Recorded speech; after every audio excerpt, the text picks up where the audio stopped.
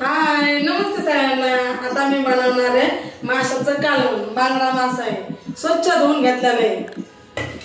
आता मी याच्यात टाकते तेल कढईमध्ये।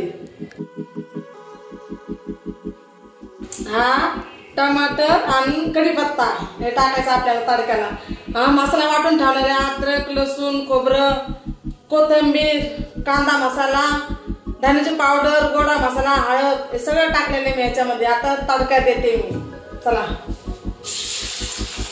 सगळे कधीच टाकून द्यायचं।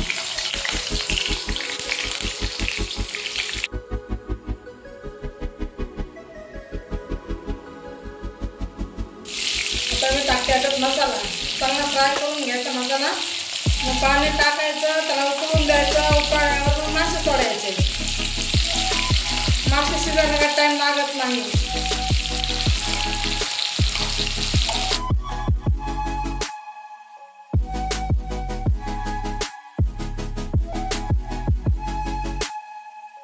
फ्राय करू मस्त, तेल सुटूस तर कसं पण त्याच्यात तेल आहे, अजून चांगलं फ्राय करू मस्त। बघा किती छान तेल सुटले। अजून थोडंसं फ्राय करू। आणि कालवण खाणारे मिस्टर त्यांना बांगड्याचं कालवण लय आवडतंय।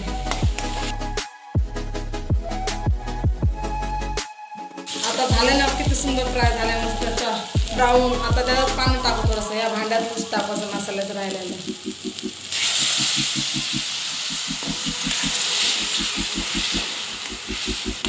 सर्दीमध्ये कालवण बनवून खायचं, वाम माशाचं कालवण बनवायचं, खायचं मस्त।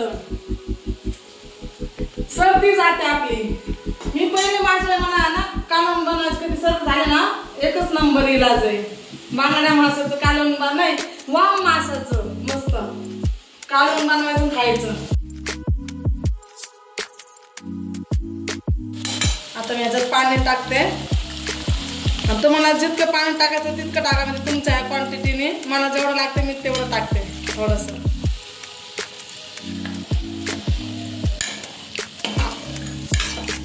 आता त्याला टाकू थोडं आपण मीठ। मी याच्यात पाणी टाकलेलं आहे, हे उकाळलं ना याच्यात मासे टाकायचे। आता तुम्ही बघू शकता किती छान कालवण उकाळले। आता मी त्याच्यात मासे टाकते।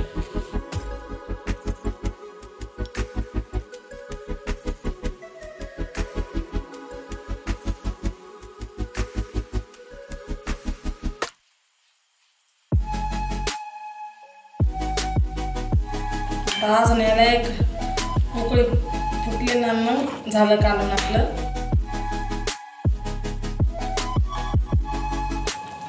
बघा आता कालवण झालं का नाही, मासे पण शिजले बघा।